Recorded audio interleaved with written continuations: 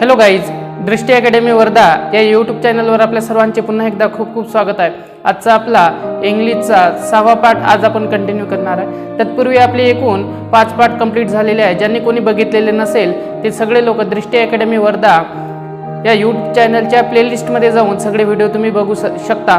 सोबतच चालू घडामोडी या विषयावरती प्रज्ञानंद सरांचे सुद्धा डेली व्हिडिओ अपलोड होत राहतात, ते व्हिडिओ सुद्धा तुम्ही बघू शकता। तर आजचा आपला महत्त्वाचा टॉपिक आहे तो म्हणजेच काय, सब्जेक्ट आणि प्रिडिकेट। तो आज आपण पाहणार आहोत। त्याच्यानंतर पार्ट ऑफ द स्पीच याच्यावरती सुद्धा आपण काही बोलणार आहोत। तर आजचा महत्त्वाचा टॉपिक आहे तो म्हणजेच काय, सब्जेक्ट आणि predicate part. Subject, predicate, predicate part. आता सब्जेक्ट आणि प्रिडिकेट पार्ट म्हणजे काय हे महत्त्वाचं आहे आणि कुठल्याही एक्झाम मध्ये याच्यावरती कमीत कमी 1 किंवा 2 क्वेश्चन आपल्याला एक्झाम मध्ये विचारतात। जसं for example question number first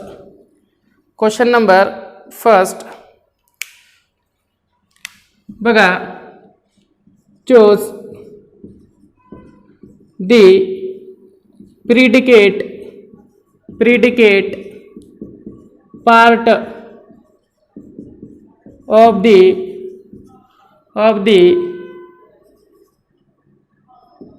given below sentence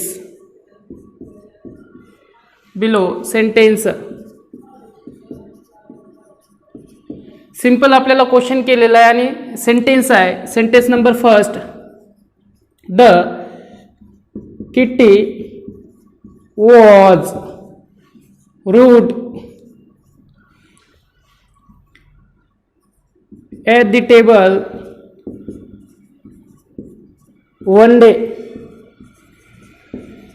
option number देतो मी इथे बघा। Option number first the kitty. Option number 2 at the table।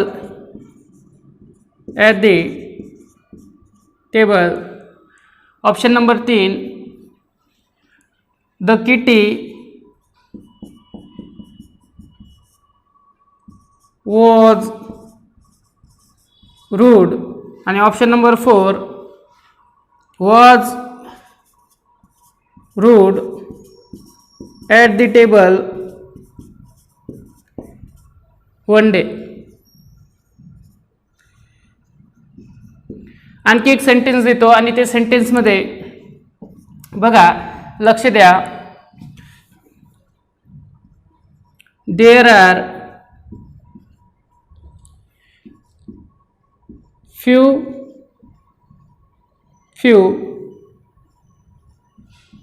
books in my bag। Option number first few books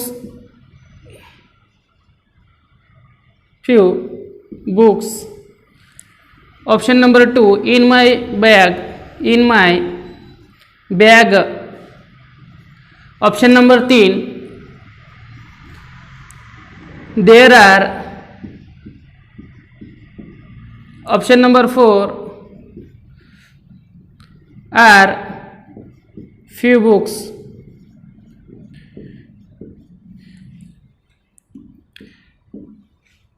simple question विचारलेला आहे आपल्याला। Subject आणि predicate part वरती कमीत कमी राज्यसेवेमध्ये 1 किंवा 2 क्वेश्चन आपल्याला पाहायला मिळतात। जर तुम्ही कुठल्याही पेपरचं जर चांगल्या प्रकारे स्पष्टीकरण किंवा विश्लेषण पाहिलं असेल किंवा ऑब्झर्वेशन चांगलं असेल तर आपल्याला या टाईपचे ऑप्शन आणि या टाईपचे एक्झाम्पल देतात। जसं सब्जेक्ट आणि प्रिडिकेट पार्ट मध्ये पहिले तर आपण पाहू सब्जेक्ट आणि प्रिडिकेट पार्टचे डेफिनेशन म्हणजे काय। When we write the sentence the name of person or things, पहिल्या याच्यामध्ये पर्सन और things, say something about the person or things is known as subject or predicate। जेव्हा आपण एखादा सेंटेन्स लिहितो तेव्हा त्या सेंटेन्स मध्ये आपण ज्याच्याबद्दल बोलतो तो म्हणजेच का असतो, सब्जेक्ट। आणि ज्याच्याविषयी आपण अधिकची माहिती देतो हा राहिलेला सगळा पार्ट हा आपण प्रेडिकेट पार्ट म्हणून कन्सिडर करतो। म्हणजे डेफिनेशन जर तुमच्या लक्षात आली असेल तर आता आपण क्वेश्चन नंबर 1चं आन्सर आणि क्वेश्चन नंबर 2चं आन्सर इझिली देऊ शकतो. डेफिनेशन काय लक्षात ठेवायचे आहे, when we write the sentence we have a name person or things. First number point. Second number point का सांगते आपल्याला, say something about the person or things. म्हणजे प्रिडिकेट म्हणजे पार्ट कोणता, सब्जेक्ट तुम्हाला माहिती आहे, वाक्याचा कर्ता हा नेहमी सब्जेक्ट असतो आणि प्रिडिकेट म्हणजेच काय तर कर्ता सोडून कर्त्याविषयी अधिकची इन्फॉर्मेशन देणारे जेवढे काही शब्द राहतात ते सगळे कशामध्ये येतात, प्रिडिकेट पार्ट मध्ये येतात.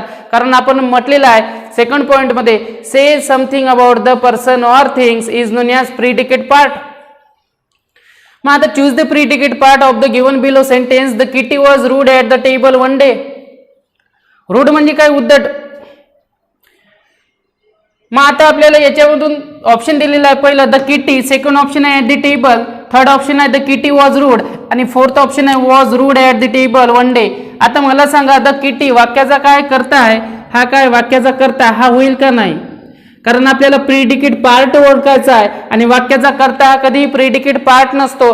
मग ॲट द टेबल ही काय फ्रेज आहे, हा सुद्धा होणार नाही, कारण याच्यावरून फक्त ॲट द टेबल असा जर उल्लेख केलेला असेल मी तर ॲट द टेबलवरून द किटी याचं काही आपल्याला स्वरूप मिळत नाही किंवा याच्याबद्दल आपल्याला अधिकची इन्फॉर्मेशन मिळत नाही. द किटी म्हणजेच काय, एखाद्या पर्सनचं काय ते नाव आहे. आता द किटी वॉज रूड याच्यामध्ये आलेला आहे, तो सब्जेक्ट पण आहे आणि व्हर्ब सुद्धा आहे आणि सब्जेक्ट आणि व्हर्ब हा प्रिडिकेट पार्ट नसतो. फक्त काय पाहिजे ना आपल्याला, सब्जेक्ट सोडून राहिलेला इतर सगळा पार्ट हा का असतो, प्रिडिकेट पार्ट, जो की कर्त्याविषयी अधिकची इन्फॉर्मेशन देत असतो. मग आता बघा was rude at the table one day हे मात्र काय होईल, ऑप्शन नंबर 4 इज करेक्ट. जाऊ आपण एक्झाम्पल नंबर 2 कडे. There are few books in my bag. आता याचं इझिली तुम्ही आन्सर देऊ शकता. फ्यू बुक्स होईल का, फ्यू बुक्स नाही, कारण याच्यामध्ये कुठेही व्हर्ब दिलेला नाही आहे, त्याच्यामुळे हा सुद्धा होणार नाही. ऑप्शन नंबर 1 इलिमिनेट झालं. In my bag, in my bag आपल्या कर्त्याबद्दल अधिक इन्फॉर्मेशन देत आहे का नाही. आता इथे बघा, इथे कर्ताच नाही, देअर आर फ्यू बुक्स. इथे करता काय, जनरली आपण देअर किंवा हिअर हे कर्त्या, देअर किंवा हिअर हे जनरली आपण करते म्हणून वापरत नाही, इथे कन्सिडर करतो आपण एखादा करता, दुसरा अंडरस्टूड आहे. ओके. मग आता बघा, आणि नेहमी एक लक्षात ठेवायचं, देअर किंवा हिअरच्या वाक्यामध्ये जो पुढचा पॉइंट मी सांगतोच तुम्हाला, इथे पहिले तर पाहू आपण प्रिडिकेट पार्ट कोणता आहे. मग इथे काय आलेला आहे, फ्यू बुक्स होणार नाही. इन माय बॅग हा होईल का, हा सुद्धा होणार नाही. आर फ्यू बुक्स हा होईल का, आर फ्यू बुक्स हा सुद्धा होणार नाही. मला माहित आहे सगळ्यांनी उत्तर दिलेलं असेल आर फ्यू बुक्स, परंतु नेहमी लक्षात ठेवायचं, देअर किंवा हेअरच्या सेंटेन्समध्ये नेहमी जो सब्जेक्ट असतो हा सब्जेक्ट व्हर्ब नंतर आलेला असतो. म्हणजेच तुम्हाला एक जी अट आहे, हे अट म्हणजे अपवाद जे म्हणतो आपण, अपवाद आहे देअर किंवा हेअरचं सेंटेन्स. कारण हिअर किंवा देअरच्या सेंटेन्स मध्ये करता काय असतो, आधी येत नाही, करता हा नेहमी काय असतो, व्हर्ब नंतर असतो. मग इथे फ्यू बुक्स हा का झाला, वाक्याचा करता झाला, आणि देअर आर हे काय होईल, वाक्याचं प्रिडिकेट पार्ट होईल. म्हणजेच आपल्याला ऑप्शन नंबर 3 हे का देता येईल, आन्सर देता येईल. ओके. आता सब्जेक्ट आणि प्रिडिकेट पार्टची तुम्हाला डेफिनेशन समजली आहे. आपण जाऊ थोडं पुढे.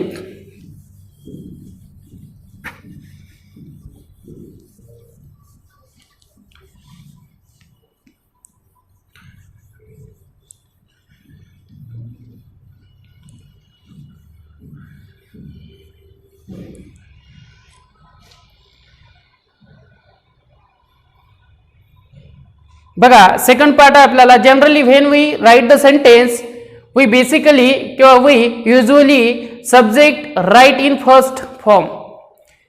मीन्स जेव्हा जेव्हा आपण एखादा सेंटेन्स लिहितो तेव्हा सेंटेन्समध्ये नेहमी करता आपण युजली नेहमी पहिला घेतो, फर्स्ट ठेवतो. त्याची पोझिशन काय असते आपल्या सेंटेन्समध्ये, फर्स्ट.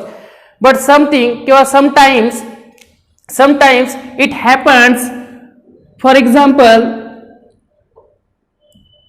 here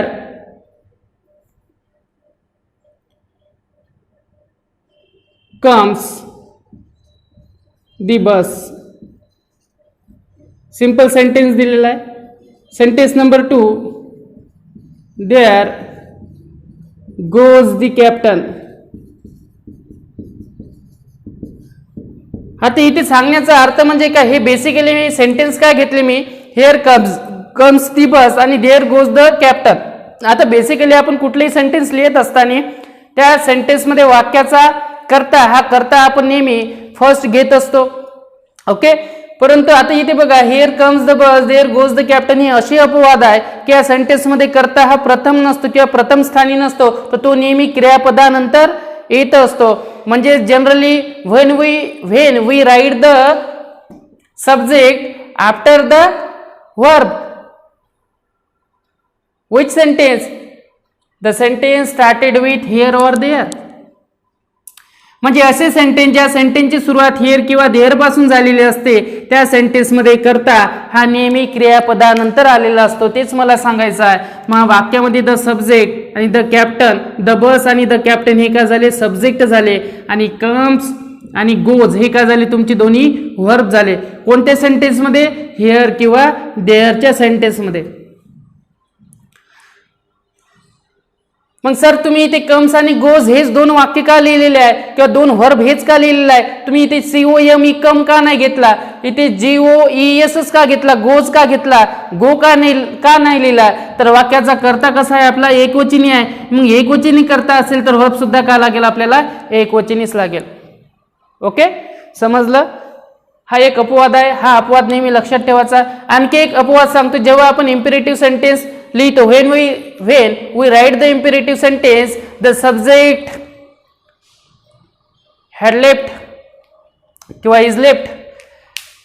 जेव्हा आपण एखादा इम्पेरेटिव्ह म्हणजे आज्ञार्थी वाक्य लिहितो, बघा इथे लिहितो मी इम्पेरेटिव्ह सेंटेन्स,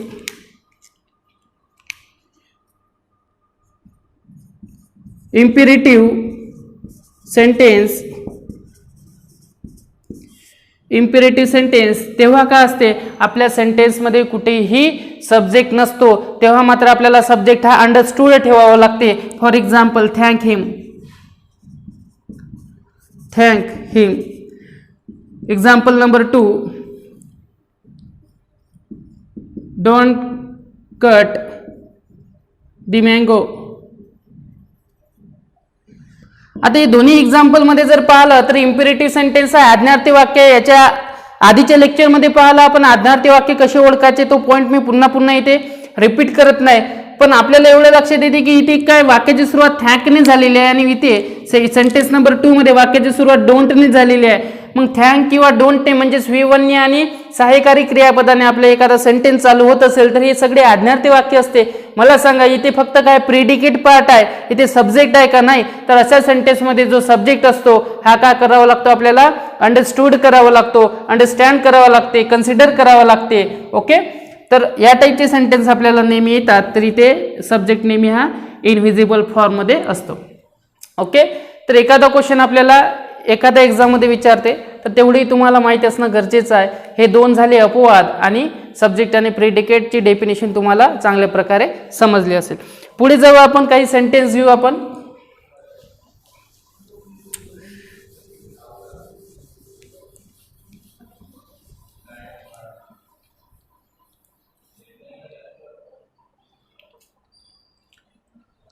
बघा नवीन टॉपिक आहे आपला part of speech. Part of speech, part of speech. आता पार्ट ऑफ स्पीच म्हणजेच काय, words are divided into different words और classes. Basically we divided a words in 8 numbers. आता ते 8 नंबर्स म्हणजे काय, जनरली आता पार्ट ऑफ स्पीच म्हणजेच काय, जिथे एखादा वर्ड्स दिलेला आहे किंवा एखादा शब्द दिलेला आहे तुम्हाला, त्या वर्ड्सला आपण टोटल किती कॅटेगरीज मध्ये डिवाइड करू शकतो, 8 कॅटेगरीज मध्ये डिवाइड करू शकतो. आणि ते 8 कॅटेगरीज म्हणजे कोणते, तर बघा पहिला noun, second adjective, third pronoun, fourth verb, fifth adverb, 6 preposition, 7 conjunction आणि 8 इंटरजेक्शन.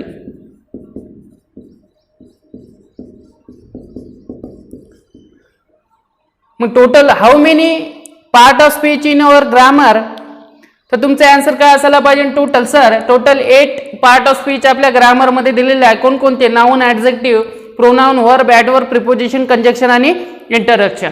आता पाहू आपण नाऊन म्हणजे काय. तर नाऊनची डेफिनेशन तुम्हाला माहिती असणं गरजेचं आहे. नाऊन म्हणजे काय?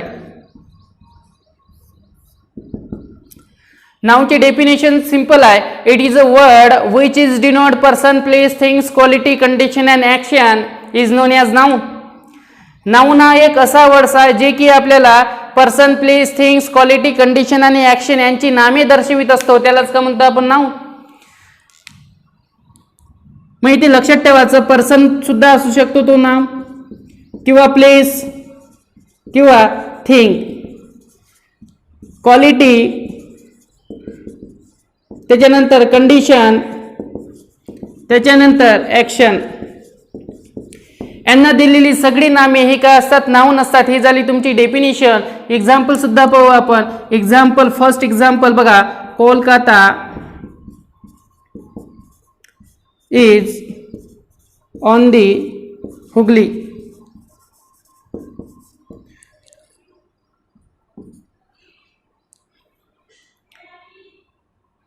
ऑल स्टुडंट्स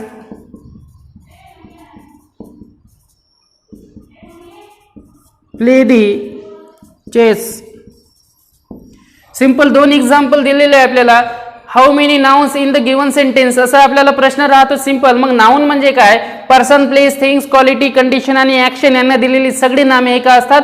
पर्सन असतात, सॉरी नाउन असतात. मग आता बघा इथे मी स्टार पॉइंट दिलेले आहे लिहून बघा. Person, place, thing, quality, condition आणि ॲक्शन यांना दिलेली सगळी नामे काय असतात? नाउन असतात. मला सांगा, how many nouns in first sentence Kolkata is on the Hooghly. मग या सेंटेन्स मध्ये आपल्याला स्पष्ट सांगतील सर कोलकाता, कोलकाता का एक प्लेस आहे की नाही प्लेस. मग कोलकाता हे जर प्लेस असेल तर ते काय एक नाम आहे. मग प्रॉपर नाऊन आहे, काउंटेबल आहे, अनकाउंटेबल नाऊन आहे, पर्सन त्याच्यानंतर ते प्रॉपर आहे, कॉमन आहे, ॲब्स्ट्रॅक्ट नाऊन आहे, मटेरियल नाऊन आहे, नंतरचा पार्ट आहे. परंतु ते नाऊन आहे आधी हे आपल्याला माहिती असणं गरजेचं आहे. नाऊन काय? कारण ते सर ठिकाण आहे एक. मग इथे पुन्हा एक हुगली शब्द आलेला आहे. हुगली, हुगली म्हणजेच काय? आता हुगली, हुगली नदी आहे. कोलकातामध्ये हुगली काय? नदी आहे. सर नदी हे सुद्धा काय एक नाऊन आहे, नाम आहे. सर मग हे हुगली कशामध्ये जाते? क्वालिटी, कंडिशन, ॲक्शन तर आहे नाही. मग थिंग आहे का वस्तू? प्लेस आहे का? पर्सन आहे का? पर्सन नाही. थिंग आहे का? वस्तू आहे का? हुगली, हुगली एक नदी आहे. मग एक ठिकाण आहे हुगलीचं. हुगली नदीचं काय ते ठिकाण आहे. जनरली आपण प्लेसमध्ये याला घेऊ शकतो. मग नाऊन काय? मग how many nouns in first sentence Kolkata आणि हुगली हे दोन काय आहे? इथे नाऊन आहे. हुगली हे काय रिव्हर आहे, नदीला दिलेलं हे काय एक नाम आहे. ओके. आता सेंटेन्स मध्ये मला सांगा, how many nouns in second sentence all student play the chess. All students play the chess. आता या एक्झाम्पल मध्ये आपल्याला हा वर्ड्स दिलेला एक स्टुडंट्स आणि इथे पुन्हा एक लास्ट मध्ये वर्ड्स आलेला आहे तो म्हणजेच काय? Chess. Sir there are two nouns in the given sentence first is students and second one is chess. मग सर इथे हा जो ऑल शब्द आलेला आहे तर हा ऑल कशाचं काम करत आहे? तर हा ऑल हा ॲडजेक्टिव्हचं काम करत आहे. ॲडजेक्टिव्ह विशेषणाचं काम करत आहे. ऑल स्टुडंट सगळेच्या सगळे विद्यार्थी, सगळे विद्यार्थी. मग सर इथे प्ले कशाचं काम करत आहे? तर प्ले इथे व्हर्बचं काम करत आहे. सर इथे द काय? द काय एक आर्टिकल आहे. फायनाईट आहे की नॉन फायनाईट आहे याचं उत्तर तुम्ही मला कमेंट बॉक्समध्ये लिहू शकता. आर्टिकल आहे परंतु फायनाईट की नॉन फायनाईट, निश्चित आहे की अनिश्चित आहे हे सुद्धा आपल्याला आयोगानं बऱ्याचशा वेळेस विचारलेलं आहे. तर ते सुद्धा तुम्हाला माहिती असणं गरजेचं आहे. ओके. हा झाला नाऊन. जनरली आता जाऊ आपण टू कडे, ॲडजेक्टिव्ह कडे.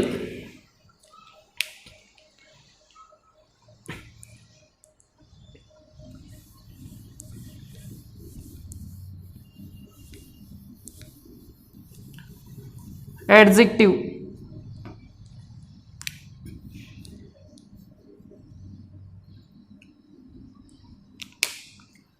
टू कडे जाऊ आपण. ॲडजेक्टिव्ह, आणि ॲडजेक्टिव्ह म्हणजे काय तर विशेषण.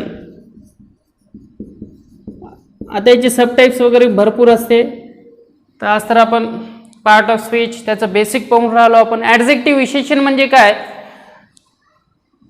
It is a word which is gives more information about the noun or thing. Noun मध्ये पर्सन किंवा थिंग जे असतात त्यांना अधिकची इन्फॉर्मेशन देणारे जे काही शब्द आपल्या एक्झाम्पल मध्ये आलेले असेल त्याला काय म्हणतो आपण ॲडजेक्टिव्ह विशेषण. म्हणजे साधी आणि सिंपल डेफिनेशन तुम्ही इथे बनवू शकता. It is a word which is gives more information about the noun is known as adjective और विशेषण. म्हणजे असे शब्द, जे शब्द आपल्या सेंटेन्समध्ये एखाद्या नामामध्ये अधिकची इन्फॉर्मेशन देते, नामाला प्रिस्क्राईब करते, नामाला आणखी उपयोजित करते, त्यालाच काय म्हणतो आपण ॲडजेक्टिव्ह म्हणतो, विशेषण म्हणतो. फॉर एक्झाम्पल बघा, there are 20 boys in my class.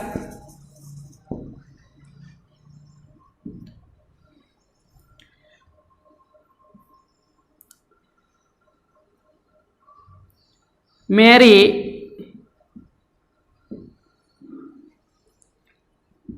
is a very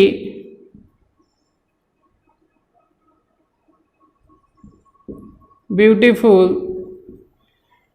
simple sentence घेऊ आपण. Mary is very beautiful.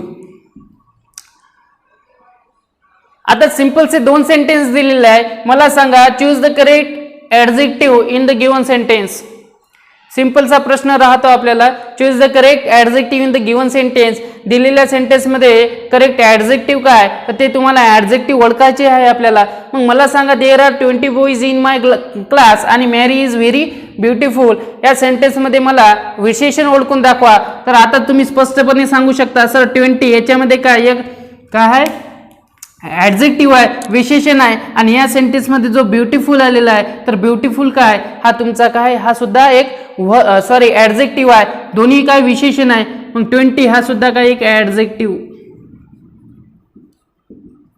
कारण 20 बॉईज म्हणजे काय मुलं. मग मुलं किती 20, 20 मुलं. मग 20 मुलं म्हणजे मुलाबद्दल अधिकची इन्फॉर्मेशन देणारा शब्द म्हणजे काय 20. मग 20 हा काय झाला आपला विशेषण झाला.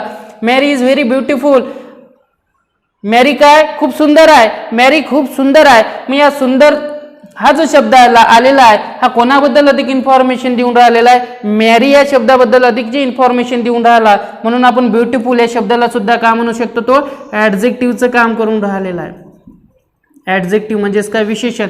सर मग इथे व्हेरी काय, व्हेरी इथे विशेषण होणार नाही. बरेचसे मुले इथे चुकून जातात. तर व्हेरी काय इथे ॲडव्हर्ब आहे. तो काय ॲडव्हर्ब, लक्षात राहील. तर हे झालं विशेषण, नेहमी लक्षात ठेवायचं.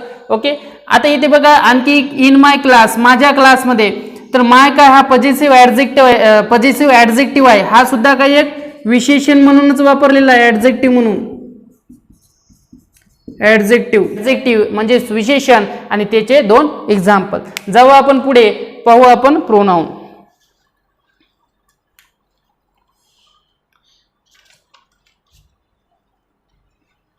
प्रोनाउन तिसरा टॉपिक घेऊ आपण, प्रोनाउन.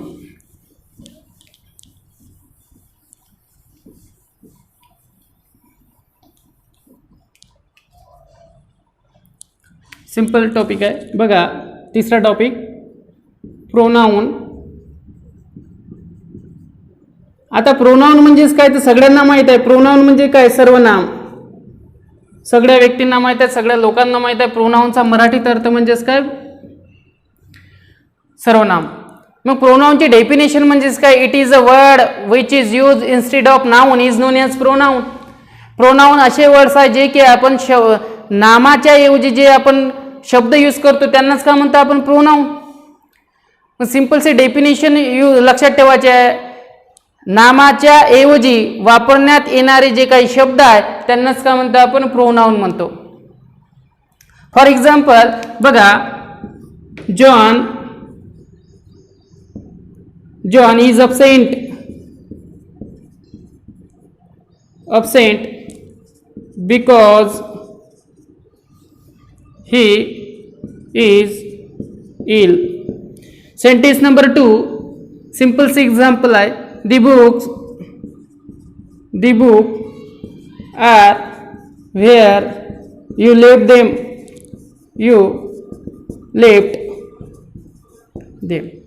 आता मला सांगा या सेंटेन्स मध्ये बघा, सेंटेन्स नंबर फर्स्ट मध्ये John is absent because he is ill. आता इथे पहिल्या सेंटेन्स मध्ये बघा जॉन साठी, आणि या सेकंड सेंटेन्स मध्ये बघा इथे ही वापरलेला आहे. लगेच तुम्ही सेंटेन्स म्हटल्यानंतर John is absent because he is ill, he म्हणजे कोण, ही म्हणजे कोणासाठी वापरलेला आहे तुम्ही, तर इथे जॉन साठी यूज केलेला आहे तुम्ही. ही म्हणजेच कोण, कोणासाठी यूज केलेला आहे, जॉन साठी यूज केलेला आहे. तर आता आपण एखादं सेंटेन्स म्हणत असताना परत त्या व्यक्तीचं कधी आपण नाव घेत नाही, परंतु John is absent because John is ill. मग पुन्हा जॉन रिपीट घेण्याची काही आवश्यकता नाही. जर आपल्याला ग्रामरने म्हणजेच बोलण्यासाठी जर आपल्याला प्रोनाऊनचा उपयोग करता येत असेल तर जनरली आपण त्या प्रॉपर नाऊनचा, कॉमन नाऊनचा किंवा ॲब्स्ट्रॅक्ट नाऊनचा किंवा कुठलेही एखादं नाऊन आलेलं असेल त्या नाऊनचा आपल्याला काय पुनरावृत्ती टाळायची असेल तर तेव्हा मात्र आपण प्रोनाऊनचा यूज करतो. म्हणून इथे ही घेतलेला आहे. हीच का घेतलेला आहे, शी नाही घेता येत का, कारण जॉन काय एक पर्सन आहे, पण कोणता, मेल पर्सन. ओके, मेल साठी आपण जनरली काय घेतो, ही.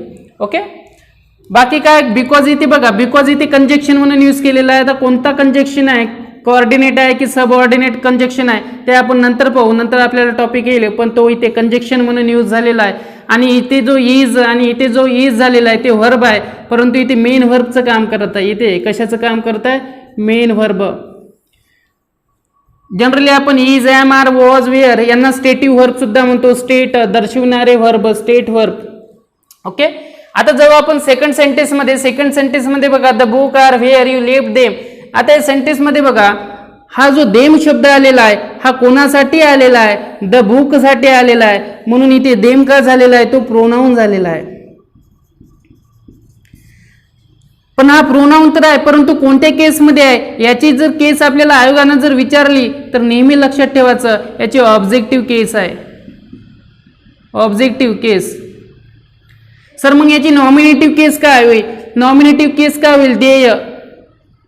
सर याची पजेसिव्ह ऍडजेक्टिव्ह केस काय होईल, पजेसिव्ह ऍडजेक्टिव्ह केस. मग पजेसिव्ह ऍडजेक्टिव्ह काय होईल, देयर. सिंपल आहे. सर रिफ्लेक्सिव्ह प्रोनाउन्स किंवा एम्फॅटिक प्रोनाउन्स म्हणजेच काय, तर रिफ्लेक्सिव्ह प्रोनाउन्स किंवा एम्फॅटिक प्रोनाउन्स सुद्धा लिहू शकता तुम्ही, देमसेल्स. मग बरेचसे एक्झाम्पल मध्ये काय होतात, देम सेल्फ हा सुद्धा येतात, देम सेल्फ. मग नेहमी लक्षात ठेवायचा देम सेल्फ असा शब्दच नाही, ते काय राहील, इनकरेक्ट. तर करेक्ट कोणता आहे, देम सेल्फ. ओके, मला वाटते प्रोनाउन सुद्धा तुम्हाला समजलेलं असेल. तर पुढे जाऊ आपण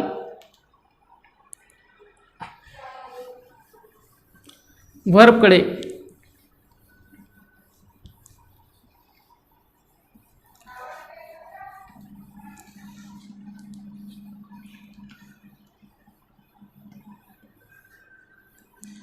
चौथा टॉपिक आहे आपला व्हर्ब. आता व्हर्ब म्हणजे सगळ्यांना माहित आहे, क्रियापद होतात, सांगण्याची गरज नाही.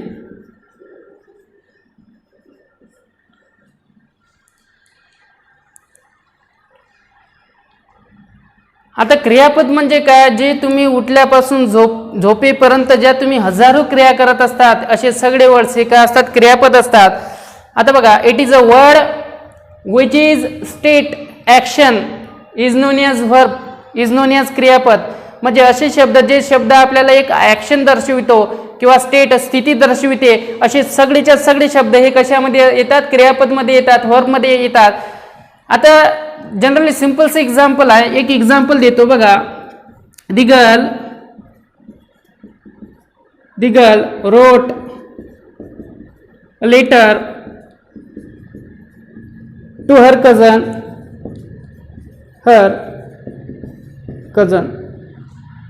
सिंपल एक्झाम्पल दिलेला आहे. एक्झाम्पल नंबर 2, my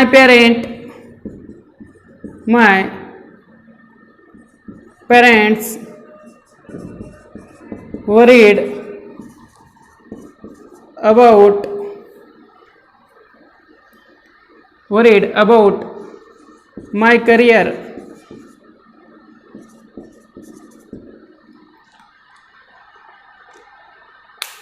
आता सिंपल से आपल्याला दोन एक्झाम्पल दिलेलं आहे. The girl wrote a letter to her cousin आणि sentence number 2 my parents worried about my career.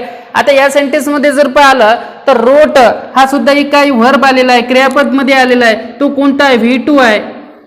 आणि वरीड हा सुद्धा काय एक V2 म्हणूनच यूज केलेला आहे. वरीड ईडीचा प्रत्यय लागलेला आहे. नेहमी लक्षात ठेवायचं, जेव्हा जेव्हा अशा क्रियापदाला ईडीचा प्रत्यय जर लागत असेल तर ते पास्ट टेन्स मध्ये जाते. मग V2 झाला पास्ट टेन्स. आणि रोट काय झाला? हा सुद्धा काय V2चा आहे, हा सुद्धा पास्ट टेन्स मध्येच यूज करतो. पण जनरली राईट V1, रोट V2 आणि रिटर्न V3 आणि ING प्रत्यय घेऊन काय होईल? तो रायटिंग होईल. ओके, हा सुद्धा काय पास्ट टेन्स मध्येच आहे. मग यांचं काम काय? एखाद्या सेंटेन्स मध्ये याचं काम काय असते? जर तो वाक्यामध्ये जो आपला कर्ता आलेला असतो, सब्जेक्ट आलेला असतो, याच्याबद्दलची अधिक इन्फॉर्मेशन म्हणजे ऍडजेक्टिव्ह, आणि तो क्रिया कसा करतो ही क्रिया दाखवणारे शब्द म्हणजेच काय असते? नेहमी क्रियापद असतात. मग रोट आणि वरीड हे सुद्धा काय दोन्ही वर्बच आहे. आता याच्यामध्ये तो काय फायनाईट आहे, नॉन फायनाईट आहे, हा प्रश्न एक वेगळा आहे. आता मी जर तुम्हाला प्रश्न विचारलेला असेल फायनाईट आहे की नॉन फायनाईट आहे, सगळ्यांचं उत्तर काय असेल? सर फायनाईट आहे, नॉन फायनाईट नाही. मग फायनाईट आहे तर तो इन्फिनिटिव्ह आहे, जिरंड आहे, त्याच्यामध्ये खूप सारे प्रकार आहे. पार्टिसिपल आहे, प्रेझेंट पार्टिसिपल आहे, पास्ट पार्टिसिपल आहे. पण जनरली तो काय एक फायनाईट वर्ब आहे. आता एवढं तरी तुम्हाला माहित पाहिजे. आणि इथे तो मेन वर्बचं काम करत आहे, मेन वर्बचं इथे काम करत आहे. ओके, त्याचप्रमाणे वरीड हा सुद्धा काय फायनाईट वर्ब आहे. ओके, लक्षात ठेवायचं, एक्झाम मध्ये विचारतात. आणि इथे बघा आणखी एक महत्वाची गोष्ट, इथे हर आणि माय आलेला आहे. आताच तुम्हाला सांगितलं मी 2 मिनिटं अगोदर, म्हणजे हर आणि माय इथे पॉझिटिव्ह ऍडजेक्टिव्ह म्हणून यूज झालेला आहे. म्हणजेच एखाद्या गोष्टीवरती जेव्हा आपला अधिकार दाखवतो तेव्हाच काम कशाचा यूज करतो? कोणत्या प्रोनाउनचा यूज करतो आपण? हर किंवा मायचा. ओके, चलो. आणि कझन आणि करिअर हे दोन्ही इथे नाउन म्हणून यूज झालेले आहे. दोन्ही इथे नाउन, नाम आहे. नाउन म्हणजेच काय? नाम. आता तुम्हाला जर प्रश्न विचारला, सांगा कझन आणि करिअर काउंटेबल आहे की अनकाउंटेबल आहे, तर काय सांगाल? याचं उत्तर मला तुम्ही लिहून पाठवा. कझन आणि करिअर, करिअर म्हणजेच काय? आणि कझन मीन्स आपली चुलत बहीण भाऊ असते त्याला म्हणतो आपण कझन. आणि करिअर तर माहितच आहे तुम्हाला, हा शब्द. त्याच्याबद्दल कोणते काउंटेबल आहे की अनकाउंटेबल नाउन आहे हे कमेंट बॉक्समध्ये तुम्ही मेन्शन करा. ओके, जाऊ आपण पुढच्या गोष्टीकडे, म्हणजेच काय? ऍडव्हर्ब कडे.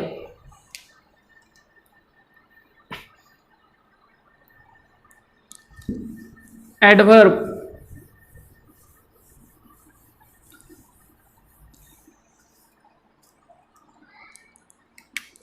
Fifth number adverb. ऍडव्हर्ब क्रियाविशेषण. शब्दावरूनच तुम्हाला आता क्रियाविशेषण म्हणजे काय ते माहीत झालेले असेल.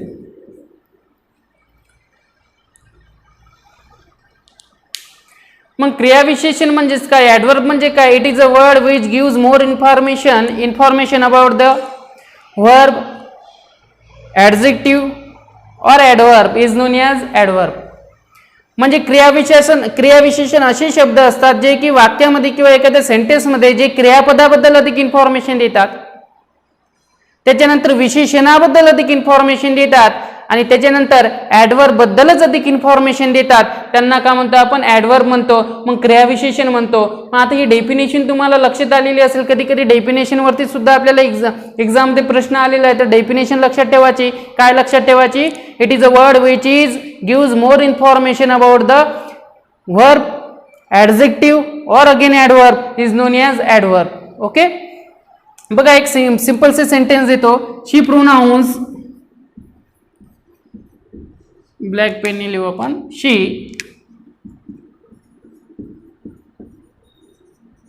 प्रोनाउन्स्ड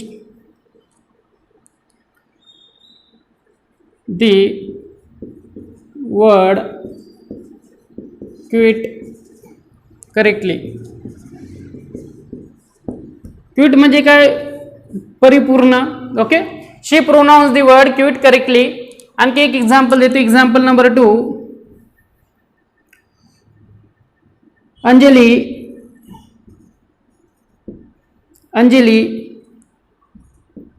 is a very beautiful girl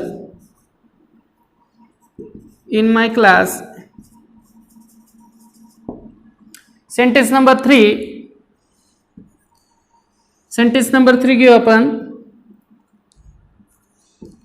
She runs very fast in race.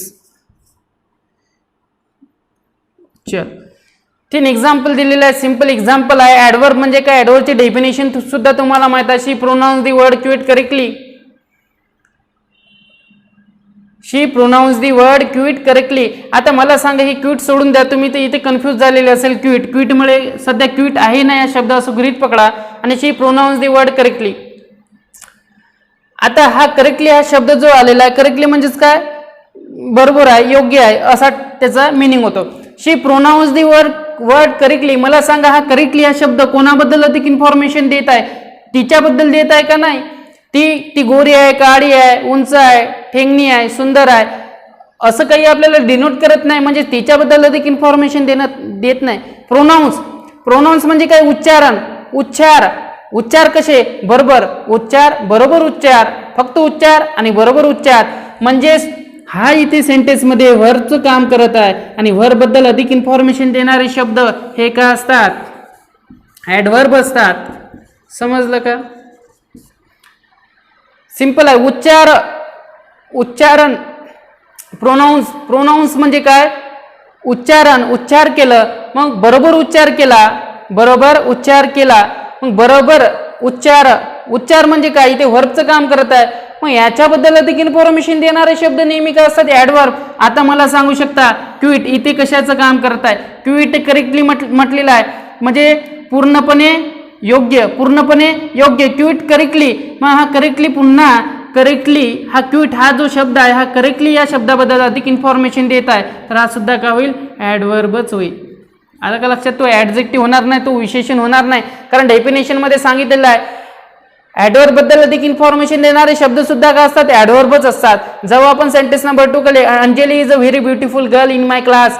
आता या सेंटेन्स मध्ये बघा, ब्युटिफुल मुलगी, परंतु सुंदर मुलगी. मग सुंदर हा शब्द काय, विशेषणाचं काम करत आहे, ॲडजेक्टिव्हचं काम करत आहे. कारण या नाऊनला तो काय करून राहिलेला आहे, नाऊन बद्दल अधिक इन्फॉर्मेशन देऊन राहिलेला आहे. आणि ॲडजेक्टिव्ह बद्दल अधिक इन्फॉर्मेशन देणारे वर्ड्स हे काय असतात, ॲडजेक्टिव्ह. मग हा झाला इथे ॲडजेक्टिव्ह.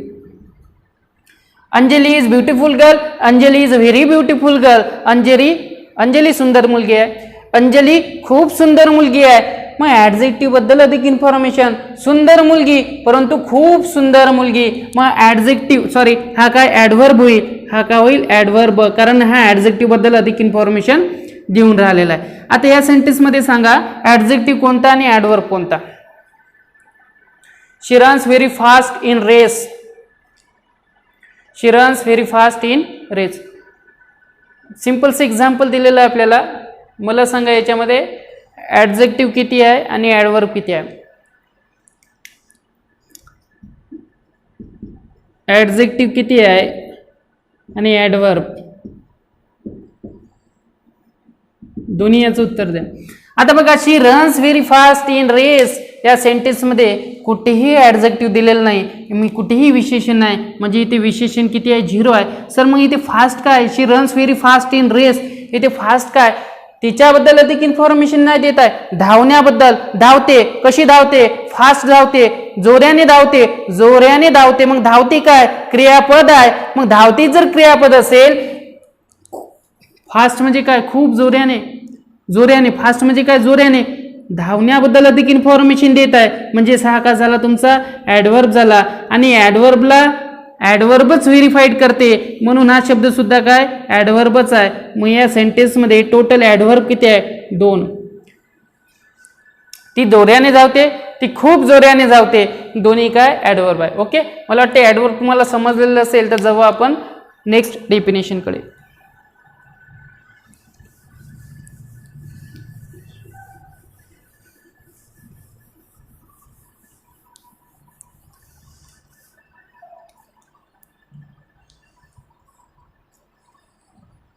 बघा त्याच्यानंतरच्या डेफिनेशन आहे आपल्या, एक आहे प्रिपोजिशन, त्याच्यानंतरचे आहे कंजक्शन आणि इंटरजेक्शन.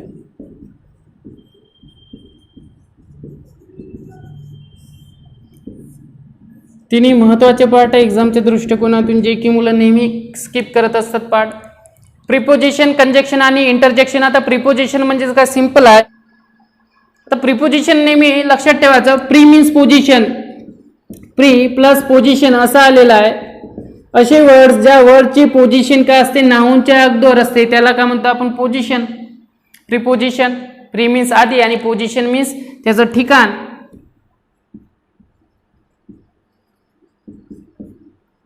आणि हे काय, ठिकाण. म्हणजे वाक्यामध्ये जे नाऊन किंवा प्रोनाऊन असते, या नाऊन किंवा प्रोनाऊनचं रिलेशनशिप हे आपण सेंटेन्स मधल्या सब्जेक्ट आणि क्रियापदाविषयी सांगत असतो, त्यालाच काय म्हणतो आपण, प्रिपोजिशन असं म्हणतो. आता एक्झाम्पल घेतो, the little fair girl sat under the tree. Example वरून तुम्हाला समजेल. Example number 2,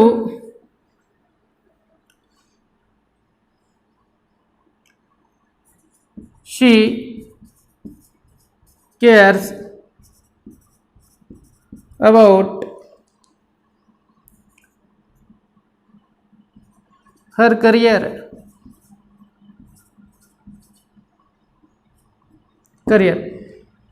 Example number 3,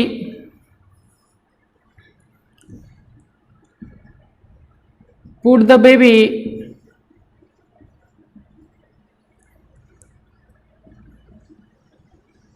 between us. आता प्रिपोजिशनची मी तुम्हाला डेफिनेशन सांगितलेलं आहे. प्रिपोजिशन म्हणजेच काय, नाऊन किंवा प्रोनाऊन यांचं रिलेशनशिप, यांचं संबंध कोणाबद्दल, तर वाक्यातील कर्ता आणि क्रियापदाशी जो संबंध आहे तो संबंध दर्शवण्याचं काम कोण करते, प्रिपोजिशन. मला सांगा, the little fair girl sat under the tree. आता मी अंडर हा लिहिलाच नाही, असं गृहीत पकडा. The little fair girl sat the tree, अर्थच लागणार नाही. इथे द ट्री का एक नाऊन आहे आणि या नाऊनचा संबंध कोणाबद्दल, वाक्यातील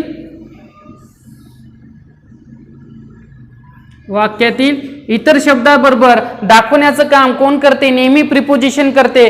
मग little fair girl sat under the tree, आता इथे अंडर काय आलेलं आहे, प्रिपोजिशन आलेलं आहे. सेंटेन्स नंबर 2 बघा, शी केअर्स अबाउट हर करिअर. आता या सेंटेन्स मध्ये बघा, आता गृहीत पकडा, अबाउट दिलेलंच नाही, शी केअर्स हर करिअर. आता काही मिनिंगच जुळणार नाही, परंतु हर करिअर इथे जे शब्द आलेले आहे, या शब्दांचा संबंध वाक्यातील कर्ता आणि क्रियापदाशी काय संबंध आहे हे दर्शवण्याचं काम कोण करत असतात, अबाउट करत असतात. म्हणून हे झाला प्रिपोजिशन. आणि या सेंटेन्स मध्ये बिटवीन हा सुद्धा काय, प्रिपोजिशन आहे. मग प्रिपोजिशनची साधी आणि सिंपल डेफिनेशन लक्षात ठेवायची आहे. It is a word which is connect noun or pronoun to the other part of the sentence, other part of the given sentence is known as preposition. लक्षात राहील. आता शेवटचे 2 टॉपिक आहे, कंजक्शन आणि interjection. Conjunction म्हणजेच काय, 2 सेंटेन्सना किंवा 2 शब्दांना जोडण्यासाठी जे आपण शब्दांचा वापर करतो त्यांनाच काय म्हणतो आपण, कंजक्शन असं म्हणतो. आणि इंटरजेक्शन म्हणजेच काय, तर इंटरजेक्शन सुद्धा ही डेफिनेशन आपल्याला लक्षात ठेवायची आहे. पहिले तर कंजक्शनची डेफिनेशन लिहून घेऊ आपण. It is a word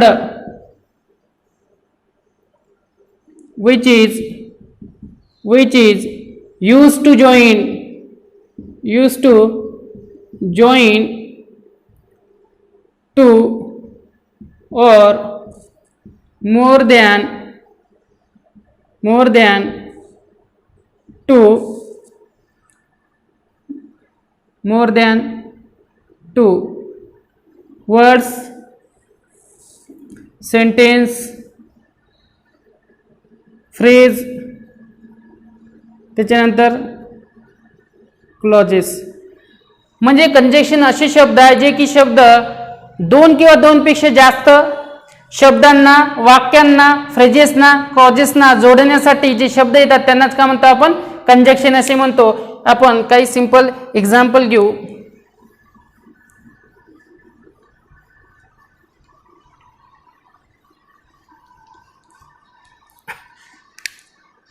Ram end Shyam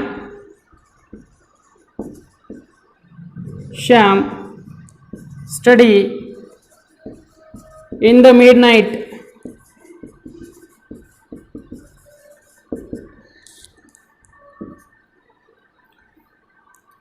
I ran fast but the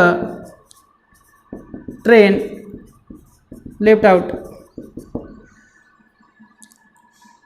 किंवा the train miss.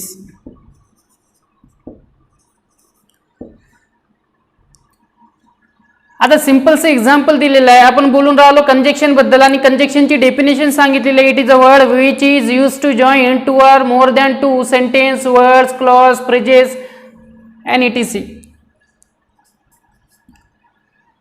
आता डेफिनेशन जर तुम्हाला माहित झालेली आहे, ज्या सेंटेन्समध्ये जिथे असे वर्ड, ज्या वर्ड्समध्ये दोन किंवा दोनपेक्षा जास्त शब्दांना, दोन किंवा दोनपेक्षा जास्त वाक्यांना, दोन किंवा जास्त फ्रेजेसना, क्लॉजेसना जोडू शकतो, अशा सगळ्या शब्दांना काय म्हणतो आपण, कंजक्शन म्हणतो. आता मला सांगा, इथे दोन शब्द जोडलेले आहे मी, राम आणि श्याम.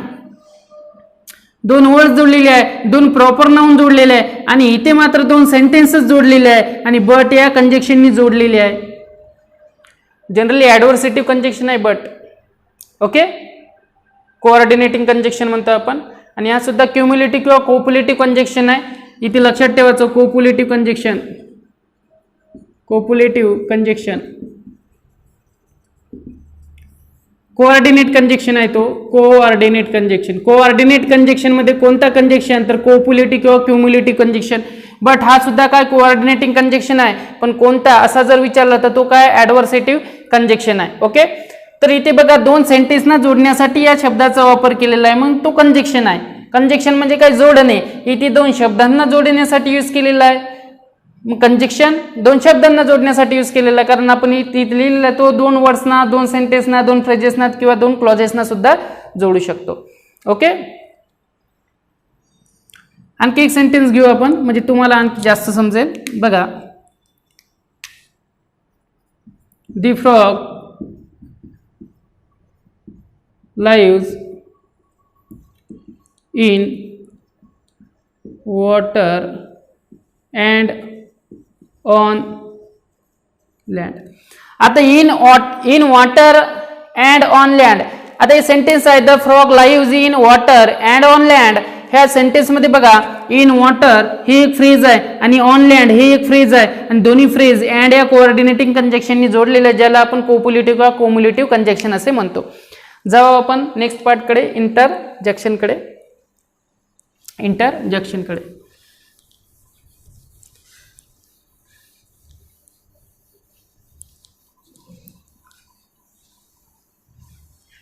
इंटरजेक्शनची डेफिनेशन लक्षात ठेवायची आहे. It is a word which is give sudden feeling is known as interjection. आता सिंपलचा एक्झाम्पल लक्षात ठेवायचा आहे. एक एक्झाम्पल देतो मी तुम्हाला, डिटेलमध्ये तर आपण पाहणारच आहोत, पण डेफिनेशन लक्षात असणं गरजेचं आहे. Alas she is dead, she is death now. Sentence number 2, hurray we own the match किंवा प्राइज. आता इंटरजेक्शनची डेफिनेशन सांगताना मी तुम्हाला सांगितलेलं आहे, it is a word which is gives sudden feeling is known as interjection. आता जे इंटरजेक्शन असे वर्ड्स असतात जनरली, त्या वर्डच्या लास्टमध्ये काय, एकाच शब्दाला जर असं इंटरजेक्शन असं साईन आलेलं असेल, ज्याला म्हणतो आपण एक्सक्लेमेटरी साईन, तर ते जनरली इंटरजेक्शन शब्द असतात किंवा इंटरजेक्शन वर्ड्स असतात. मग ते अलास, अलास म्हणजे काही दुःख.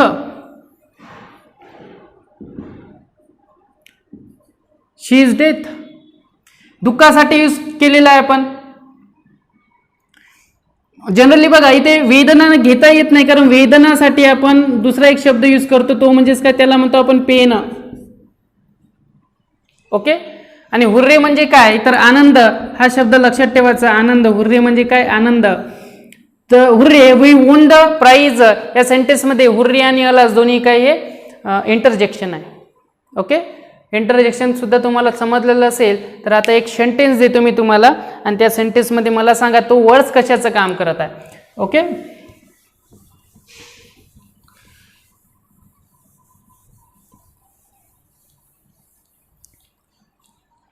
बघा,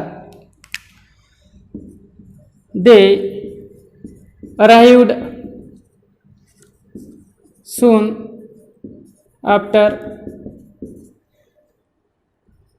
they arrived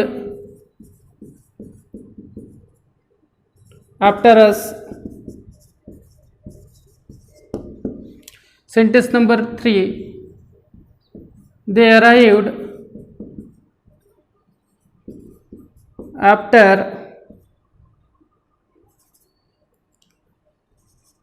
we had left. Simple example दिलेला आहे, मी तुम्हाला ऑप्शन सुद्धा देतो, आणि फर्स्ट ऑप्शन देतो, sorry, preposition,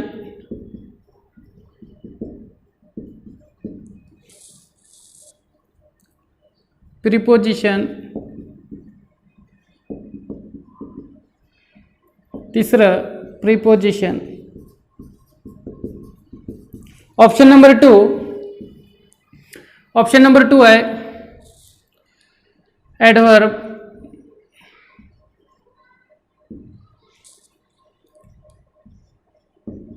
preposition, conjunction. Option number 3 adverb, conjunction,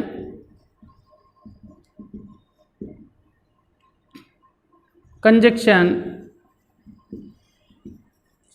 option number 4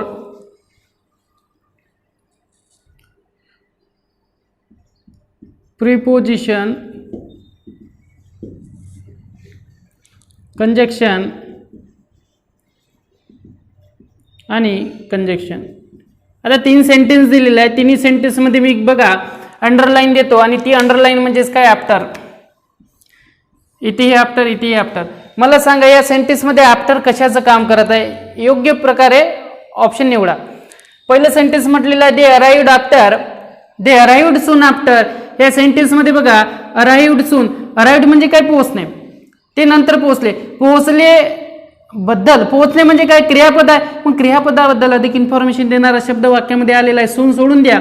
arrived after, arrived म्हणजे काय, इथे क्रियापदाचं काम करताय, आणि क्रियापदाबद्दल अधिक इन्फॉर्मेशन देणारे सगळे काय असतात, ॲडव्हर्ब असतात. मग हा ॲडव्हर्ब झाला, ॲडव्हर्ब बद्दल अधिक इन्फॉर्मेशन देणारा शब्द सून आहे. मग सून सुद्धा काय झाला, ॲडव्हर्ब आहे. सध्या तर आपल्याला अंडरलाईन दिलेलं आहे आफ्टरवरती, कारण आफ्टर हा क्रियापदाबद्दल अधिक इन्फॉर्मेशन देऊन राहिलेला आहे, पोहोचणे, परंतु नंतर पोहोचणे, मग ॲडव्हर्ब.